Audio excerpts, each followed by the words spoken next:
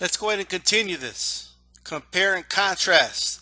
May versus Pac.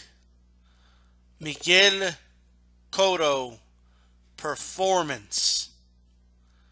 This is by far the toughest one to me. Like, I've been thinking about this one, and it's a tough one for many reasons.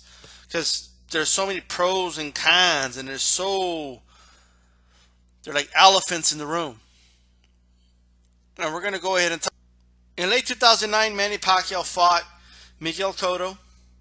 In mid 2012, Mayweather fought Miguel Cotto. There's a gap there, and a lot of things happen in the Miguel Cotto saga, from anywhere from when he lost the fight to Margarito in 2000, I believe that was, yes, in 2008, mid 2008, to when he lost that fight with Margarito up until now, when he's the middleweight champion. I mean, a lot of things have happened over the course of Miguel Cotto's career. A lot of circumstances, a lot of things, And let's first talk about the fight. First, when Manny Pacquiao fought Miguel Cotto.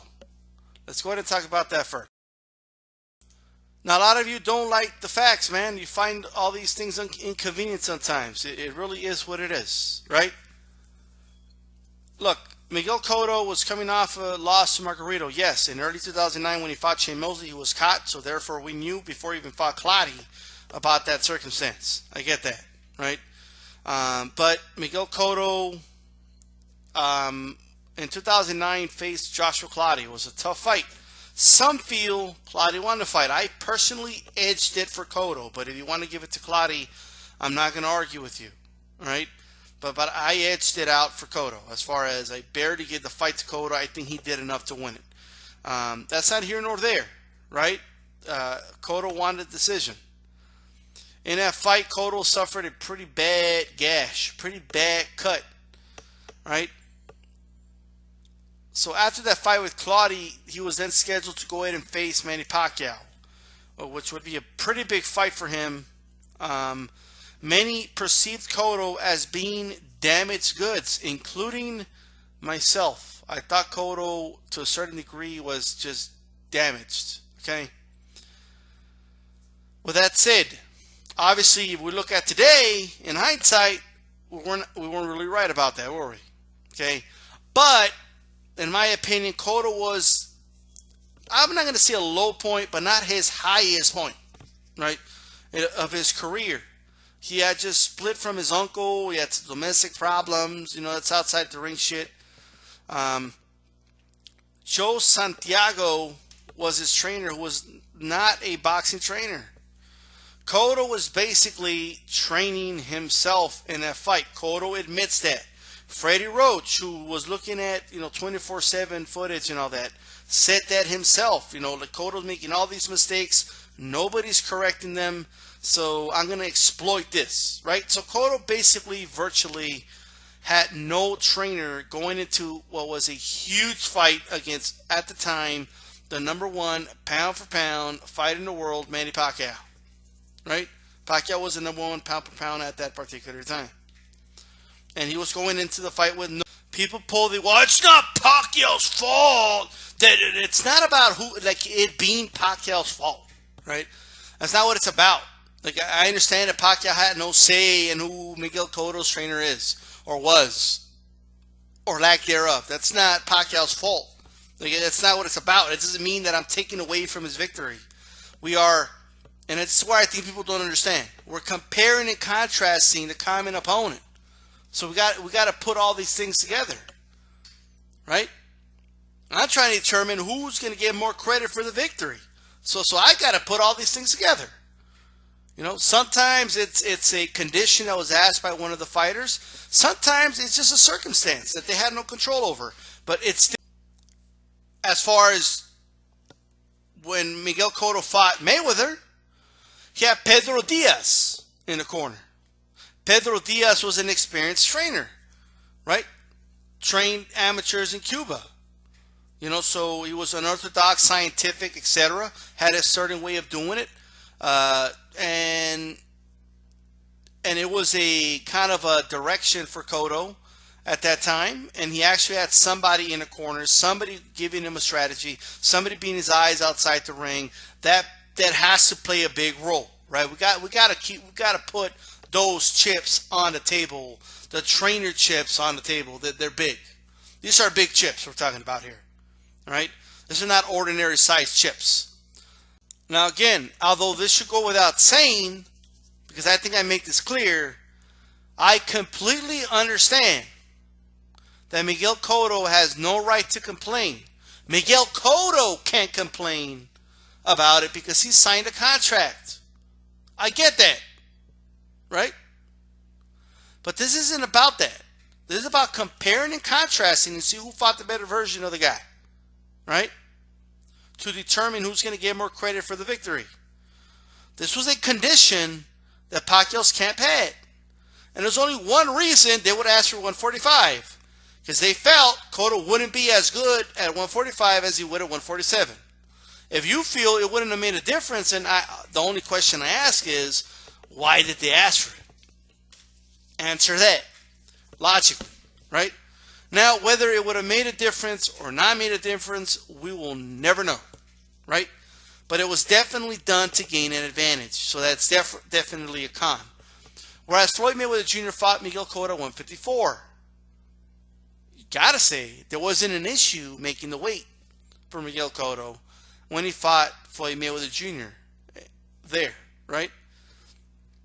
There was no issue making the weight at all, okay? Now people are gonna say, well, Cotto was always a better welterweight than a junior middle, right?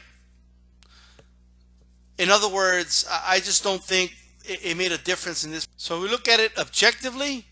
When it comes down to Cotto feeling more comfortable in the weigh-in fight night, you have to give the edge to Mayweather in that department and fighting a better version as far as comfortable goes. All right. Now the question is this, because right now Floyd Mayweather Jr. fans are jumping up and down in joy, and of course many Pacquiao fans are throwing shit in the ground, all upset, and can't believe what they're hearing, and they're calling me a Flomo, right? Fine. Okay, let's look at the actual performance. Manny Pacquiao, although the opening rounds, Cotto outboxed Pacquiao in the first round using his jab, and he was doing a good job up until the point that Pacquiao hurt him. Pacquiao dropped him. After that, it turned into a one-sided beating. Of course, Cotto had his moments at certain points, right, up until the mid-rounds, but then it just turned into an embarrassing beatdown for Miguel Cotto. It was just an absolute beatdown at that point, right? Miguel Cotto's face was disfigured. This was an assault in the ring after a certain point. I mean, you almost felt bad for Cotto. Cotto went on retreat. I mean, Cotto was getting almost knocked down again. The ropes kept him from being dropped again. His face again looked disfigured, and Pacquiao stopped him in the 12th round. And even if the stoppage never happened, I mean, it was just a beating. This was an absolute assault. If we compare and contrast the performances, Mayweather outclassed Cotto in a competitive fight. Much different circumstance, right? So I think you got to give the nod in performance to Manny Pacquiao here. Mayweather again outclassed him in a competitive fight. No shame in that, But then now comes the question, And here is the question. When we look at the evidence in front of us, we're giving Pacquiao, the nod for performance, and I'm personally giving Mayweather the nod in Cotto being at the very least a slightly better version that he was when he faced Manny Pacquiao. And also the trainer factor, we're putting that in too.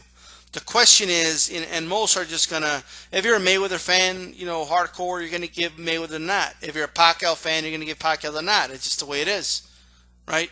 Or if you don't like Floyd, you're just gonna give it to Manny, or vice versa, right? But I'm trying to be objective here, and as I look at this, here's what I think, right? In my opinion, looking at all the evidence in front of us, we've got to weigh it in. So it's really coming down to, I think Floyd Mayweather Jr. fought the better version, right? I think the Miguel Cotto that Floyd Mayweather Jr. fought was a better version of Miguel Cotto than the version that Manny Pacquiao fought, for the reasons I listed. But Manny Pacquiao had the better performance. I'll give him the nod in that, right? For the reasons I listed. So now we got to weigh it in. So this is where we got to use our judgment. Is the trainer factor, the weight factor, are all those things big enough to really justify giving Mayweather the nod, even though Manny had the better performance? And it's becoming a theme here, right? And here's what I think. I think I'm going to go ahead by a controversial split decision. Give the decision to. It's going to be a split, close, razor-thin decision victory. I'm going to go ahead and give the nod to Floyd Mayweather Jr. I hear the boos. Boo. I hear you all. I understand. I understand a lot of you are upset. All right? But I'm not doing this video to make people feel good about themselves. I'm only trying to give you my sincere opinion here. You know, and again, I think a lot of it is based off of what you believe. Like, if you don't think the circumstances played any role as far as the weight, the trainer, in making the fight more one-sided, right? Then at that point, nothing's going to convince you, right? You got to understand that we're comparing and contrasting here, right? And I think that's something that's slipping on a lot of people. Okay? With that said, look, both fighters obviously deserve credit here. This is all in fun, all right? But I'm going to give it to Floyd by split decision. A lot of people are going to be angry with that. Boo, you know, it is what it is. I really don't care, okay? You know, hey, thumbs it down, do whatever you want. I'm giving you my honest take here. Okay, so tell me, what do you think? Check out my other videos, all right? Pac versus May, De La Hoya performance, Haddon performance, Mosley performance, and tell me, what do you think, all right? Tell me, what do you think, you know, and, you know, can't wait till May 2nd. It's going to be interesting. All right, now there is a Marquez one, but let me just say this, all right? I will be doing one for Marquez as well. That one is more difficult, not so much for the verdict, but because there's a lot of explaining to do, right? There's like this, I mean, Pacquiao fought the dude 4 times, right? And the first 2 times were in different weight classes, like way, way, way below the weight classes, right? At featherweight. So, I mean, we got to keep all that in mind, man. And we'll definitely do Marquez. I'll try and do it tomorrow, if not the day after. But this was the interesting one. You know, when I first was going to start this series, you know, I wrote them down, and this is the one that I didn't think I would change my mind on, and I did, you know, while I looked into it and dissected it. And I came out with Mayweather. That's my verdict. Peace out.